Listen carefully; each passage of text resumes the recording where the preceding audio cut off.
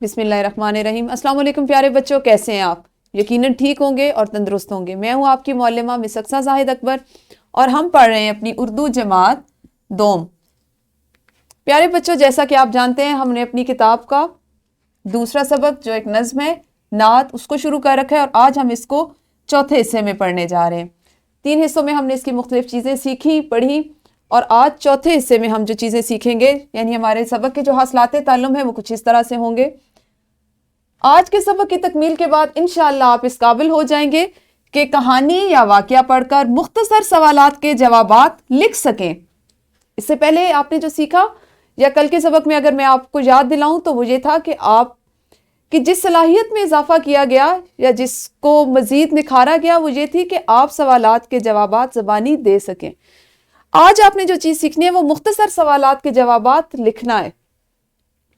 حدیث مبارکہ ہے، نبی اکرم صلی اللہ علیہ وآلہ وصحبہ وسلم فرماتے ہیں، تم میں سے کوئی شخص اس وقت تک کامل مومن نہیں ہو سکتا جب تک کہ میں اس کے نزدیک اس کے باپ، اس کی اولاد اور تمام لوگوں سے بڑھ کر محبوب اور عزیز نہ ہو جاؤں۔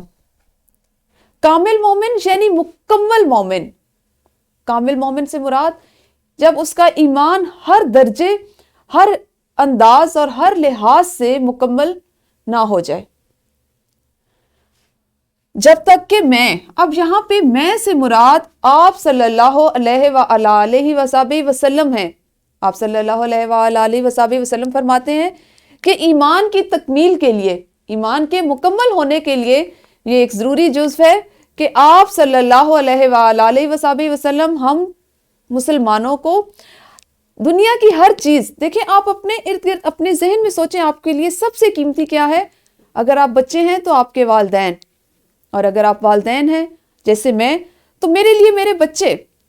لیکن میرے ایمان کا یہ تقاضا ہے کہ میرا ایمان اس وقت تک مکمل ہی نہیں ہو سکتا، میں خود کو کامل مکمل مومن کہلانے کے قابل نہیں ہو سکتی جب تک کہ میرے دل میں آپ صلی اللہ علیہ وآلہ وصحبہ وسلم کی محبت میرے والدین اور میری اولاد سے بڑھ کر، یعنی میری مثال سے آپ کو سمجھایا گیا کہ دنیا میں سب سے قیمتی ہستیاں یا قیمتی رشتے آپ کے لیے یہی ہوتے ہیں، ان سے بھی بڑھ کے آپ صلی اللہ علیہ وآلہ وصحبہ وسلم سے محبت نہ کی جائے۔ اسی سے متعلقہ ہمارا آج کا سبق ہے، لیکن سبق کے آغاز سے پہلے ہمیشہ کی طرح ہم پہلے پڑھائے جانے والے حاصلات تعلم کی دہرائی کریں گے۔ تو آپ مجھے بتائیں کہ ہمارے نبی صلی اللہ علیہ وآلہ وصحبہ وسلم کتنی صدیاں پہلے اس دنیا میں تشریف لائے؟ کل ہم نے یہ چیز پڑھی تھی، آپ نے ہاتھ کھڑا کرنا ہے اور اس سوال کا جواب اپنی معلمہ کو دینا ہے۔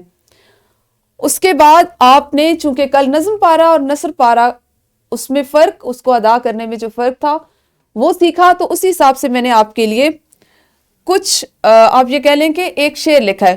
یہ میں آپ کے لیے نہیں پڑھوں گی، اس شعر کو بھی آپ نے اپنی معلمہ کو اسی انداز میں پڑھ کے ادا کر کے بتانا ہے جس طرح نظم پارے کو پڑھا جاتا ہے۔ تو شاباش، ویڈیو کو روکیے اور پہلے دہرائی کیجیے۔ جی، تو یقیناً آپ نے ان سوالات کی، ان چیزوں کی اور اس کے علاوہ جو دیگر چیزیں آپ کی معلمہ نے آپ سے دیگر سوالات پوچھیں گے ان کی دہرائی کر لی ہوگی۔ اب آپ مجھے جو بتائیں گے وہ ہے کہ سب سے پہلے نبی کون تھے؟ ذہن پہ زور دیجئے، ہم چونکہ نعت پڑھ رہے ہیں اور آپ ساتھ ساتھ اردو کے ساتھ ساتھ اسلامیات میں بھی اس چیز کی بار بار مشق کریں، تو مجھے بتائیے کہ سب سے پہلے نبی کون تھے؟ شاباش۔ ہمارے پیارے نبی صلی اللہ علیہ وآلہ وصحبہ وسلم کو نبیوں کا سردار کیوں کہا جاتا ہے؟ آپ نے سوچنا ہے، ہاتھ کھڑا کرنا ہے اور اپنی معلمہ کو اس کا جواب دینا ہے۔ اس کے بعد آپ نے کل جو مصرے پڑھے، جو بند پڑھے، اس میں سے ایک مصرع ہے، آپ نے اس کو مکمل کرنا ہے۔ پیار سے اس نے سب کو بلایا، پیار سے اس نے سب کو بلایا، اس کا اگلا مصرع کیا ہے؟ اس کا بھی آپ نے ہاتھ کھڑے کرتے ہوئے جواب دینا ہے۔ معلمہ جس بچے کا، جس طالب علم کا، طالبہ کا نام لیں گی، صرف وہ جواب دے۔ تو شاباش، ویڈیو کو روکیں اور ان سوالات کے جوابات دیجیے۔ جی، تو یقیناً آپ نے اس کام کو کر لیا ہوگا۔ ہمارا جو نعت کا حصہ ہے جو کل ہمارا رہ گیا تھا، یا کل ہم نے چونکہ 2 بند پڑھے تھے تو باقی جو 2 بند ہیں ان کو آج ہم پڑھیں گے۔ وہ اس طرح سے، وہ تھا محمد صلی اللہ علیہ وآلہ وصحبہ وسلم حق کا پیغمبر، نبیوں میں وہ سب سے بڑھ کر۔ وہ تھا محمد حق کا پیغمبر، نبیوں میں وہ سب سے بڑھ کر، دونوں جہاں کو فخر ہے اس پہ اتارا حق نے قرآن، اس کا کلمہ میرا ایمان، میری ہر شے اس پر قرباں۔ یہ جو دو بند تھے یہ ہم نے نعت کے چونکہ دو حصوں میں ہم نے اس کو تقسیم کر کے پڑھا، تو ان کو ہم آج پڑھیں گے۔ پہلے آپ نے یہ کرنا ہے کہ اس میں جیسے نئے الفاظ ہیں، ویسے تو کل جب ہم یہ خاص الفاظ پڑھ رہے تھے میں آپ کو سمجھا رہی تھی تو ان کے معنی ہم نے جان لیے۔ آپ کی سہولت کے لیے میں ان کو لکھ بھی دیتی ہوں۔ پیغمبر ہوتا ہے پیغام پہنچانے والا، پیغام پہنچانے یا لانے والا، اور یہاں پر پیغمبر سے مراد آپ صلی اللہ علیہ وآلہ وسلم ہے۔ نبیوں میں وہ سب سے بڑھ کر، دونوں جہاں، زمین و آسمان، دنیا و آخرت،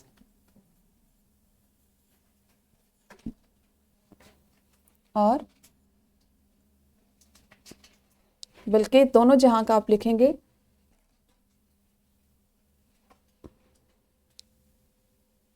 دنیا و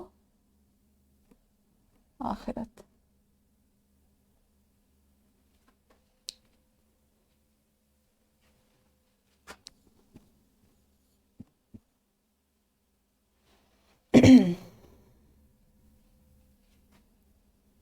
نیچے لکھتے ہیں اس کو دنیا و آخرت۔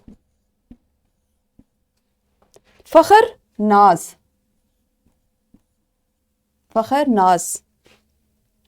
آپ صلی اللہ علیہ وآلہ وسلم اللہ تعالیٰ کی طرف سے حق اور سچائی کا پیغام لانے والے۔ آپ اللہ تعالیٰ کے، جیسے ہم نے کل پڑھا، آپ نے سیکھا کہ آپ صلی اللہ علیہ وآلہ وسلم اللہ کے پسندیدہ اور محبوب نبی ہیں۔ آپ صلی اللہ علیہ وآلہ وسلم کو اللہ تعالیٰ نے اپنا پیغام، دین حق، اسلام، ایک سچا دین دے کے دنیا میں بھیجا، جو رہتی مطلب آنے والے تمام نسلوں تک، قیامت تک، جب تک دنیا قائم ہے اس وقت تک اسی صورت میں موجود رہے گا جیسے اس دنیا میں بھیجا گیا۔ آپ صلی اللہ علیہ وآلہ وسلم کو یہ خصوصیت حاصل ہے کہ دنیا میں تقریباً 1,24,000 جو نبی اور پیغمبر بھیجے گئے، آپ صلی اللہ علیہ وآلہ وسلم ان سب میں آپ کا درجہ سب سے فضیلت والا، سب سے بلند ہے۔ آپ تمام نبیوں کے سردار ہیں، اور دونوں جہاں کو، یعنی دنیا و آخرت میں جہاں رہنے والے اور اگلے جہان میں بھی تمام مخلوقات، تمام انسانوں کو آپ صلی اللہ علیہ وآلہ وسلم پر فخر ہے۔ اور خاص طور پہ ہم وہ لوگ جو آپ صلی اللہ علیہ وآلہ وسلم کے امتی ہیں، ماننے والے ہیں، پیروکار ہیں، ہمارے لیے یہ کتنے ناز کی، کتنے فخر کی بات ہے کہ روز محشر، قیامت کے دن جس وقت ہمیں اٹھایا جائے گا، بلایا جائے گا، تو ہمارے ناموں کے ساتھ انشاءاللہ آپ صلی اللہ علیہ وآلہ وسلم کا ایک نسبت ہوگی کہ ہم آپ صلی اللہ علیہ وآلہ وسلم کے پیروکار ہیں، ماننے والے امتی ہیں۔ تو ہمیں اس جہان میں بھی مسلمان ہونے پر فخر ہے، اور اگلے جہان میں بھی آپ صلی اللہ علیہ وآلہ وسلم سے نسبت قائم ہونے پر فخر ہوگا۔ اس پہ اتارا حق نے قرآن۔ اب یہاں پہ حق، ویسے حق کا مطلب ہوتا ہے سچ، حق سے مراد اللہ تعالیٰ ہے۔